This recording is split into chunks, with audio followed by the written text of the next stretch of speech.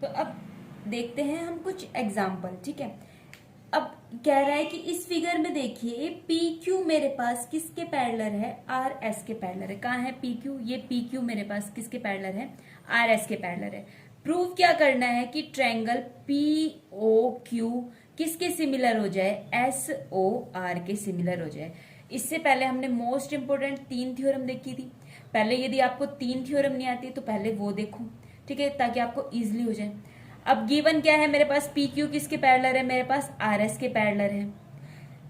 और यहां से मैंने क्या लिख दिया कि एंगल पी और एंगल एस मेरे पास इक्वल हो जाएंगे। क्यों? क्योंकि ये मेरे पास क्या है, अल्टरनेट एंगल है। Angle P and angle S ये दोनों मेरे पास क्या है, अल्टरनेट एंगल है। सेम इसी टाइप से एंगल क्यू और आर इक्वल हो जाएंगे, ये भी अल्टरनेट एंगल है। तो इस बिहाफ पे मेरे पास एक और है, कौन सा, एंगल क्यू, एंगल ओ। अब ये साफ दिख रहा है क्या, कौन सा एंगल है, वर्टिकल अपोजिट एंगल है। अब 3 एंगल इक्वल हो गए तो कौन सा क्राइटेरिया मैं लगा दूंगी, A angle angle angle similarity criteria. तो उसके भी आप मैंने क्या बोल दिया कि ट्रायंगल पी ओ क्यू मेरे पास सिमिलर हो जाएगी ट्रायंगल एस ओ आर के। ठीक है, अब कह रहा है अगला एग्जांपल देखिए, ऑब्जर्व करना है 6.30 को and then find the angle P. P angle को फाइंड करना है। ठीक है, मेरे पास एक ट्रायंगल है ए बी सी, दूसरी ट्रायंगल है आर पी क्यू। अब इधर से मेरे को एंगल पी फाइंड करना है। ठीक है, अब देखना कैसे करती हूं मैं इसको। अब एंगल पी फाइंड करना है। ठीक है, तो मैंने इसकी कोरिस्पॉन्डिंग साइड इस टाइप से लेनी है कि उनका रेशियो इक्वल आ जाए। तो ये जरूरी नहीं है इधर ऐसे दिख रहा है तो A B upon R P मैं इस टाइप से लूं। क्यों मैं ऐसा क्यों नहीं करूंगी, ताकि मेरे पास इसका रेशियो सेम आए, इसलिए मैंने क्या लिया है, A B upon R Q लिया है। क्यों, 3.8 अपॉन 7.6 करूंगी मैं, and A C upon R P लिया है 3√3 अपॉन 6√3 करूंगी। ऐसा मैं क्यों कर रही हूं, ताकि इनका रेशियो मेरे पास सेम आ जाए। एंड बी सी अपॉन क्या लिया है मैंने, क्यू पी लिया है। इस ट्रायंगल को मैं इस फॉर्म में भी तो लिख सकती हूँ, ये भी तो एक ट्रायंगल है, कोई दिक्कत थोड़ी ना दे रही है। ठीक है, या फिर इस ट्रायंगल को इस फॉर्म में नहीं लिखना तो रहने दो, मत लिखो। आपने कौन कौन सी कोरस्पॉन्डिंग साइड लेनी है, A B upon R Q and A C upon R P. ठीक है, अब इसको इस फॉर्म में क्यों लिखा है, ताकि इजिली, क्योंकि आपको कैसे आदत है देखने की कि A B upon this side upon this side, ऐसे तो देखने की आदत है। ठीक है, तो वही काम मैंने किया है। तो मैंने क्या किया, A B upon R Q किया, 1/2 आ गया। B C upon Q P किया, ये भी 1/2 आ गया। And C A upon P R किया, वो भी मेरे पास क्या आ गया, 1/2 आ गया। तो यहां से क्या देखा कि तीनों साइड का रेशियो मेरे पास क्या है, इक्वल है। तो यहां से मेरे पास ट्रायंगल क्या हो जाएंगी, सिमिलर हो जाएंगी। ठीक है, आई ना थ्योरम याद, ऐसी थ्योरम थी ना, हमने पढ़ी थी। कौन सी सिमिलैरिटी है ये, एस एस एस सिमिलैरिटी है। ठीक है, तो अब यहां से देखना, क्या मैं एंगल सी को एंगल पी के इक्वल कर सकती हूँ, कोरिस्पॉन्डिंग एंगल है।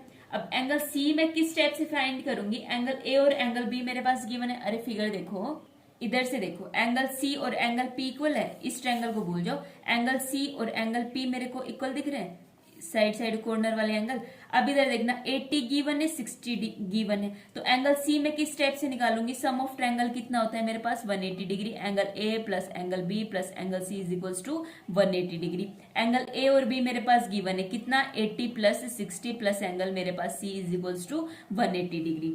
ठीक है, अब एंगल सी मैं निकाल सकती हूँ, एंगल सी की मेरे पास वैल्यू कितनी आ जाएगी, 40 डिग्री। कैसे आ जाएगी, 80 plus 60 and angle C is equals to 180 minus कितना हो जाएगा ये मेरे 140, जो किसके इक्वल हो जाएगा मेरे पास, 40 डिग्री के इक्वल हो जाएगा। ठीक है, एंगल सी मेरे पास 40 डिग्री आ गया है, तो यहां से एंगल पी भी मेरे पास कितना आ जाएगा, 40 डिग्री आ जाएगा।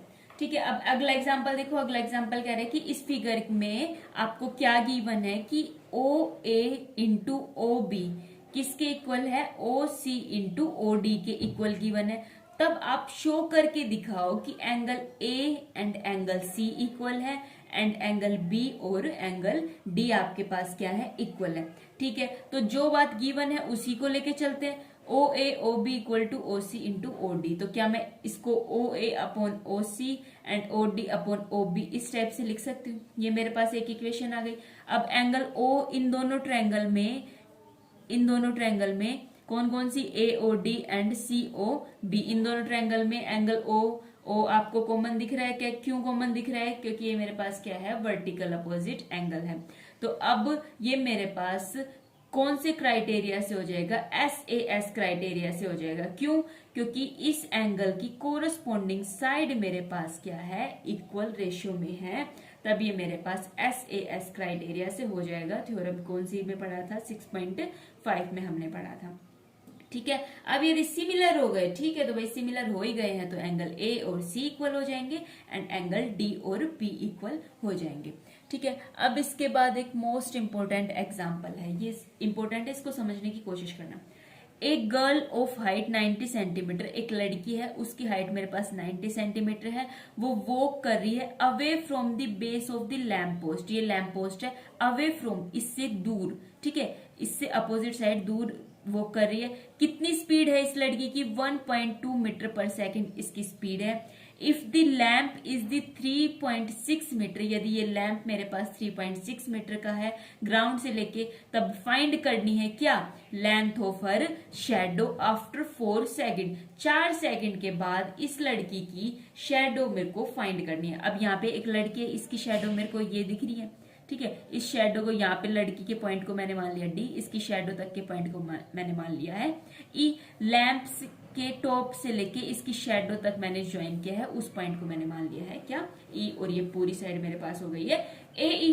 ठीक है, अब मैंने क्या किया, मान लेते हैं ए बी मेरे पास किसको डिनोट कर रहा है? लैंप पोस्ट को डिनोट करता है, एंड सी डी मेरे पास लड़की की हाइट या फिर लड़की वॉक करने के बाद लैंप से कितनी दूर गई है 4 सेकंड के बाद, उसको डिनोट कर रहा है।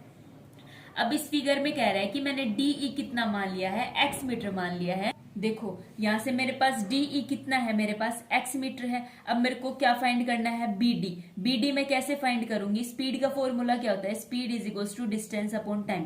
ठीक है, डिस्टेंस मेरे पास कितना गिवन है? नहीं गिवन है, डिस्टेंस ही तो निकालना है बीडी। अब मेरे पास स्पीड कितनी गिवन है? 1.2 मीटर पर सेकेंड से लड़की क्या कर रही है? वॉक अवे कर रही है। ठीक है, और टाइम कितना गिवन है? 4 सेकंड। 4 सेकंड में जाके वो उस पॉइंट पे पहुंच रही है, तो बीडी में कैसे निकालूंगी? Speed is equal to distance upon time होता है, तो डिस्टेंस किसके इक्वल हो जाएगा? स्पीड इनटू टाइम के। स्पीड कितनी है? 1.2, डिस्टेंस कितना है मेरे पास? 4 है, इन दोनों को मल्टीप्लाई करने के बाद 4.8 मीटर आ गया। अब देखना, ऑब्जर्व करना कौन कौन से triangle, triangle A B E, ठीक है, और ट्रायंगल सी डी ई, इन दोनों ट्रायंगल को देखना।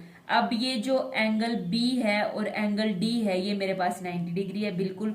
एंगल E जो है वो दोनों में क्या है? मेरे पास कॉमन है।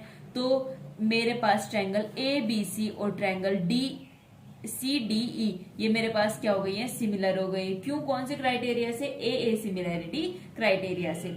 ठीक है, वेरी गुड। अब यदि ये दोनों सिमिलर है तो क्या मैं ऐसा लिख सकती हूँ क्या? BE अपॉन DE किसके इक्वल लिखा है मैंने? AB अपॉन CD के इक्वल लिखा है। BE अपॉन DE को मैंने AB अपॉन CD के इक्वल लिखा है। क्यों लिखा है भाई? सिमिलर है तो उनकी कोरस्पॉन्डिंग साइड का रेशियो इक्वली तो होता है, तो वो ही मैंने लिखा है। ठीक है, कोई दिक्कत नहीं है ना। BE अपॉन DE किसके इक्वल लिख दिया? AD अपॉन CD के मैंने इक्वल लिख दिया। ठीक है, अब इसके बाद देखना BE की वैल्यू मेरे पास क्या है?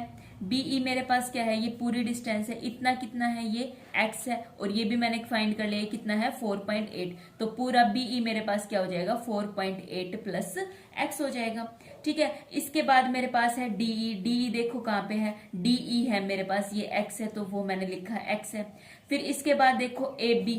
AB मेरे पास इसकी कितनी दी हुई है? 3.6 मीटर दी हुई है ना लैंप पोस्ट की लेंथ। फिर उसके बाद देखो CD। अब मेरे पास CD किसके इक्वल है? CD मेरे पास इक्वल है 0.9 के। वैसे तो 90 सेंटीमीटर गिवन है, CD मेरे पास है क्या? ये है क्या? ये लड़की तो खड़ी है। 90 सेंटीमीटर मेरे पास क्या थी? उस लड़की की हाइट गिवन थी, बट यहाँ पे हर चीज, स्पीड, डिस्टेंस, सारा डिस्टेंस मेरे पास मीटर में कंसीडर हो रहा है, तो मैं 90 सेंटीमीटर को मैंने मीटर में कंसीडर कर लिया। इसको डिवाइड बाई 100 किया, तब मेरे पास क्या आ गया? 0.9 मीटर आ गया। देन CD की वैल्यू मेरे पास हो गई है 0.9। सिंपली मैंने इसको क्या किया? क्रॉस मल्टीप्लाई किया। क्रॉस मल्टीप्लाई करने के बाद मैंने इसको सोल्व करने के बाद x की वैल्यू कितनी आ गई है? मेरे पास 1.6 आ गई है। क्रॉस मल्टीप्लाई आप कर सकते हो ना? ठीक है, तो सिंपली मैंने क्रॉस मल्टीप्लाई करके इसको क्या कर दिया है? सोल्व कर दिया है। कैसे कर सकते हो? या फिर इसको 9 4 जा 36, इसको 4 लिख सकते हो ना। अरे भाई 4.8 plus X upon X is equal to किसके इक्वल हो गया, 4 के इक्वल हो गया। 4.8 plus X is equal to 4x के इक्वल हो गया। वही बात तो लिख रखी है, आया ना समझ में कैसे लिख दिया। Then 4x minus X is equal to 3x, 3x is equal to 4.8 and x is equal to 1.6 divide by 3 होगा। मल्टीप्लाई में तो इधर जाके डिवाइड में होगा, ठीक है। इसलिए जो शेडो होगी गर्ल की आफ्टर वॉकिंग 4 सेकेंड वो मेरे पास कितनी हो जाएगी, 1.6 मीटर लॉन्ग हो जाएगी, ठीक है। समझ में आया, नहीं समझ में आया तो आप बैक करके फिर से समझ सकते हो। अब अगला एग्जाम्पल देखो, ये एग्जाम्पल कह रहे हैं कि इस 6.33 फिगर में जो ये CM है और जो ये RN है ना, वो मेरे पास मीडियन है कौन सी ट्रायंगल के, ABC ट्रायंगल के एंड PQR ट्रायंगल के। और क्या चीज गिवन है कि जो ABC है वो किसके सिमिलर है, PQR के सिमिलर है। तब आपको प्रूफ क्या करके दिखाना है कि AMC किसके सिमिलर हो जाएगी, मेरे पास PNR, कहाँ पे है, PNR इसके सिमिलर हो जाएगी। And CM upon RN, CM upon RN किसके इक्वल हो जाएगा, AB अपॉन PQ के, AB अपॉन PQ के इक्वल हो जाएगा। और थर्ड चीज क्या करके दिखानी है कि ट्रायंगल CMB किसके सिमिलर हो जाएगी, RNQ के सिमिलर हो जाएगी, ठीक है। सबसे पहले टेढ़ी मेढ़ी ट्रायंगल है, इनको सीधे सीधे तरीके से लिख लेते हैं।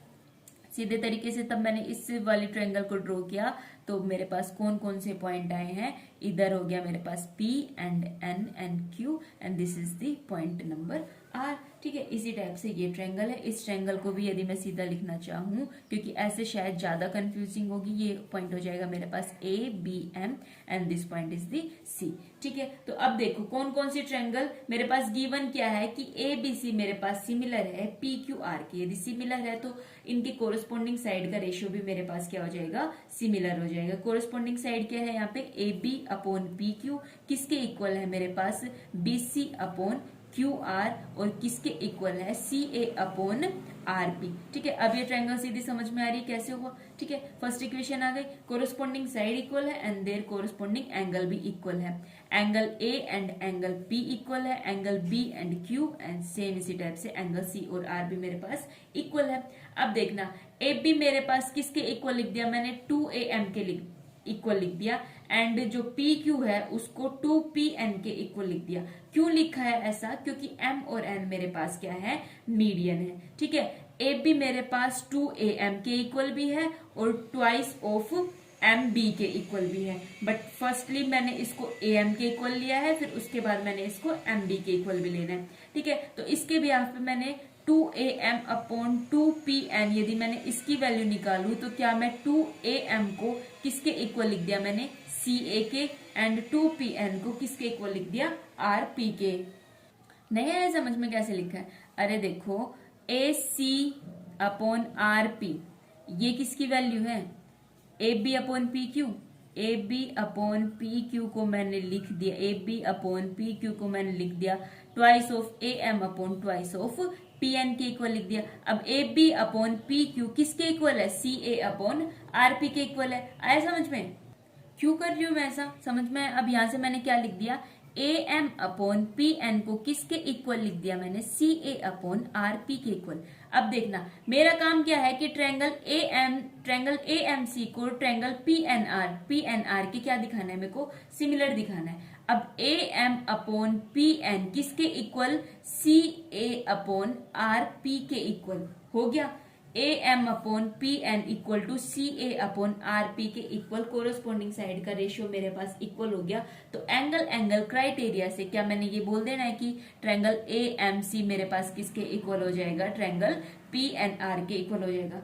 फर्स्ट पार्ट मेरे पास प्रूव हो गया, ठीक है, वो ही कर रखा है, AM अपॉन PN इसके इक्वल हो गया। देन ये मेरे पास दोनों ट्रायंगल ये मेरे पास एंगल इक्वल हो गए। देन मैंने क्या कर दिया, इनको सिमिलर कर दिया। इसने S से S सिमिलैरिटी से कर दिया या फिर कोई दिक्कत नहीं है यदि आप A सिमिलैरिटी से कर दो तो, ठीक है। नहीं S से S सिमिलैरिटी होगी, ठीक है, क्योंकि तीनों एंगल थोड़ी ना इक्वल है, साइड एंगल साइड, एक तो एंगल ही इक्वल है, एक एंगल इक्वल है, दो साइड इक्वल है, इसलिए साइड एंगल साइड वाली सिमिलैरिटी से हो गया। अब कह रहा है कि फिफ्थ इक्वेशन से देखो, यदि फिफ्थ इक्वेशन से ये दोनों ट्रायंगल मेरे पास सिमिलर है तो मैं ऐसा लिख सकती हूँ C M upon R N equal to C A upon R P. पहले ट्रायंगल ड्रॉ करते हैं, ठीक है। ये हमारे पास दो ट्रायंगल आ गई हैं, वही ट्रायंगल है। अब यदि ये दोनों triangle C A M and R P N ये दोनों सिमिलर है, तो क्या मैं C M upon R N कर सकती हूँ, ठीक है। फिर उसके बाद मैंने क्या किया है, C A upon R P मैंने इक्वल किया है।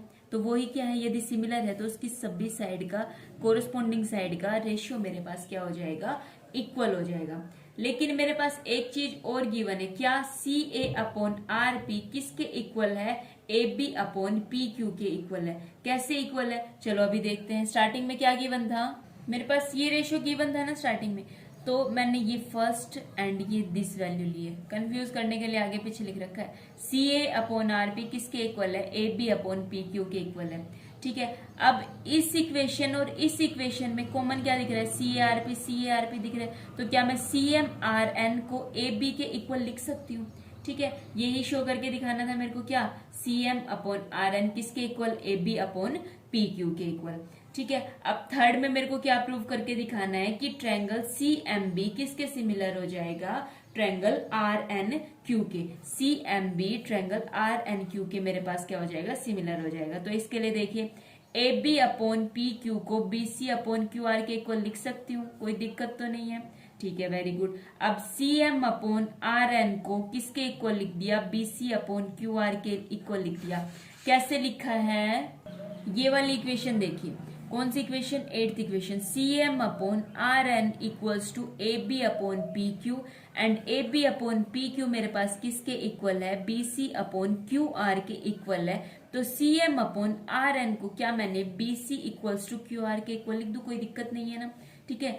इन दोनों को मैंने इसके इक्वल लिख दिया। अब इसके बाद मैंने क्या किया है, C M upon R N जो किसके इक्वल है, A B upon P Q के इक्वल है, which is also equals to twice of B M upon twice of Q N. अब आया समझ में, क्या लिखा है, ए बी को ट्वाइस ऑफ एम बी भी लिख सकती हूँ एंड ए बी को ट्वाइस ऑफ ए एम भी लिख सकती हूँ। क्यों, क्योंकि एम मेरे पास क्या है, इसका मिड पॉइंट है। सेम इसी टाइप से मैंने पी क्यू को क्या लिखा है, ट्वाइस ऑफ पी एन भी लिख सकती हूँ एंड पी क्यू को ट्वाइस ऑफ एन क्यू भी लिख सकती हूँ। अब यहाँ पे ही क्यू एन क्यू लिया, वो समझ में आ रहा है ना, क्यों लिया है, क्योंकि इस ट्रायंगल को इस ट्रायंगल के कॉन्ग्रुएंट प्रूव करना है, इस वजह से लिया है। अब यहाँ से क्या हो गया, C M upon R N यहाँ पे मेरे पास किसके इक्वल हो गया, B M upon Q N के इक्वल हो गया, ठीक है। कोई दिक्कत तो नहीं है, बिल्कुल नहीं है। अब C M upon R N को B C upon Q R is equal to B M upon Q N के इक्वल लिख दिया। क्यों लिख दिया है,